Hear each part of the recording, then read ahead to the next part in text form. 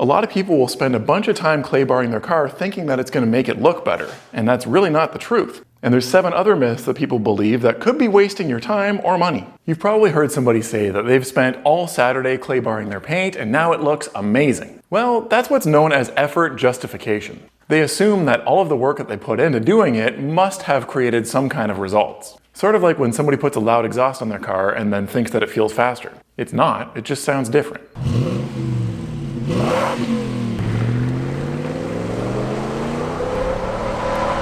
The same goes for using a clay bar. Now, to be fair, I'm not against using them at all. But they should be considered a necessary evil for your car's paint, not a way to make it look better. You see, the purpose of using a clay bar is not to make your paint look shiny or remove scratches. And if you think that that's what it does, you're going to be greatly disappointed after using one. Because you don't see the results of a clay bar, you feel them. It makes your paint smooth and slippery. So why the heck would you want to use something that doesn't make your car look any better? Because things like railway dust, exhaust particles, and overspray from when your redneck neighbor was trying to whiten his teeth with a can of spray paint won't just wash off. Think of these things as pointy particles that stick into your car's paint. Paint, clear coat, whatever, it's all paint. Don't fight with me. The only way to remove them is to pull them back out from the direction they came. And that's where clay comes in. It's able to grab onto the particles and remove them. By the way, if you want to learn more about detailing, sign up for Less Dirty in 30 for 30 ways in 30 days to make your car look better. There's a link below. Some car owners will treat decontaminating their paint as sort of like scheduled routine maintenance. Maybe the beginning of every single month, they clay bar their car when they wash it. But this is a bad idea, because unless you live next door to some train tracks, your paint shouldn't be getting contaminated that often. All you're doing is marring its finish or making it look dull with no benefit at all. What you should be doing is touching your paint after every few car washes to see if it feels rough. Only use a clay bar if you need to. The old school boomers in the detailing industry used to do what was called the baggie test, which basically just means that you stick your hand inside of a sandwich bag like this before you feel your paint, and it's going to amplify the sensation so that you can feel more. The problem with this is that it causes you to be a little bit too much of a perfectionist, and this is the reason why it takes some people all day to clay bar their car rather than like an hour or so like it should. It took me less than that to clay bar my 4Runner recently, despite having to change camera angles and climb a ladder up and down to reach the roof around the roof rack. Your Honda Accord shouldn't even take that long. It's not a particularly rewarding process, so get in there, get the work done, and then move on to something else more enjoyable. This whole baggie test thing is just gonna make more work for yourself that realistically is not even gonna make a difference. If your paint feels rough and it makes a sound when you rub it, but then that goes away after using a clay bar, you're done. Good enough.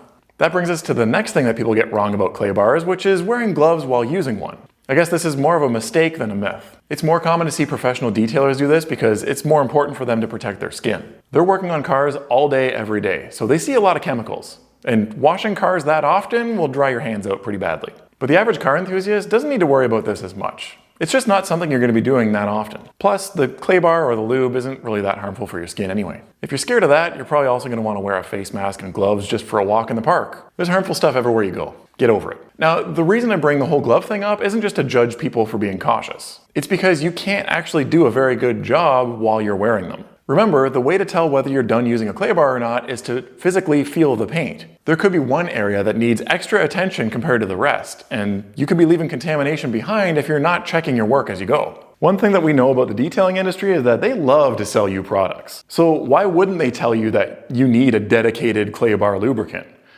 Do you actually need one though?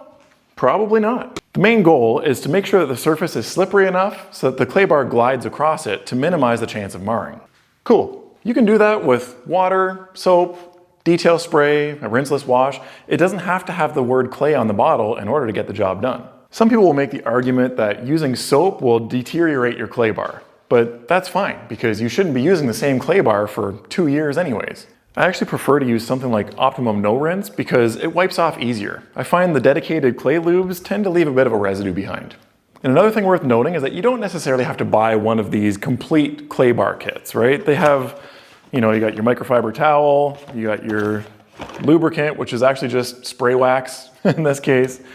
And then you have, of course, your actual clay bars. But the thing is, this other stuff, if you're already into detailing cars, you've already got it anyways. You don't need more microfiber towels, especially these really cheap ones that they throw in a kit. There's always only one in there. If you can find it, just buy the clay by itself, and that can save you some money. I'm sure you've heard this one before. As soon as you drop your clay bar on the ground, you have to Gronk spike it into the trash. No exceptions. Well, there's arguments for and against this, and I'm kinda in the middle, to be honest. As with anything else in detailing, there are variables to consider here. Remember, the act of using a clay bar by design is to remove contaminants, those pointy particles. So there's gonna be a certain amount of time where they're stuck in your clay bar before you have a chance to knead it to a fresh side. Is it really that different from dropping it on a relatively clean garage floor? Obviously, it's not the same as dropping it on a gravel driveway or something, right? So there might be rare cases where it only lands on one side, where you can just flip it over to the clean side, or you might be able to visually see anything that it picked up and remove it carefully.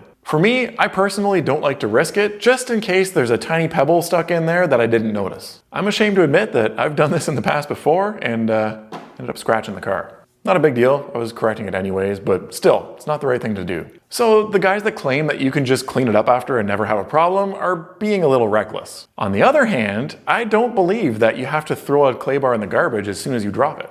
Even if it's not safe to use on your paint anymore, it can still come in handy. Like make it your dedicated wheel clay bar so you don't cross-contaminate with your paint. While we're on that subject, you can use your clay bar on other parts of your car too. It doesn't only work on paint. You can use them on your wheels, chrome, and especially your window glass. A clay bar can work wonders on your windshield, and your wipers will work a lot better if the surface is perfectly smooth. Give it a try.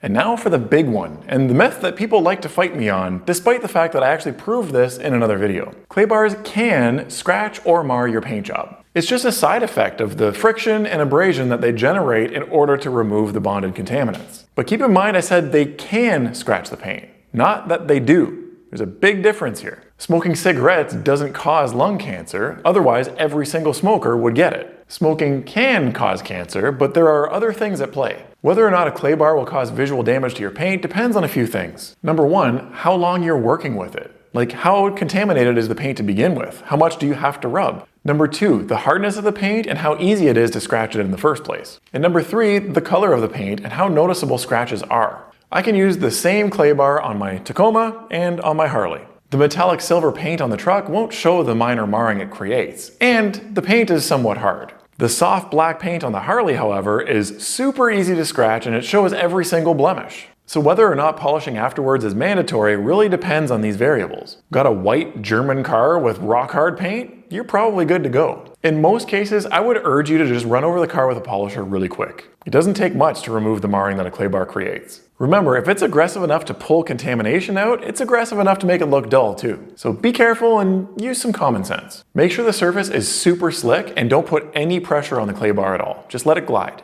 If you found this helpful, I'll email you a detailing tip every day for 30 days.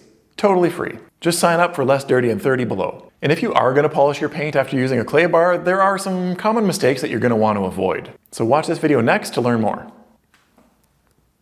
There's a fly in here and it's driving me crazy! Oh, I'm going to get you, brother. I'm going to get you.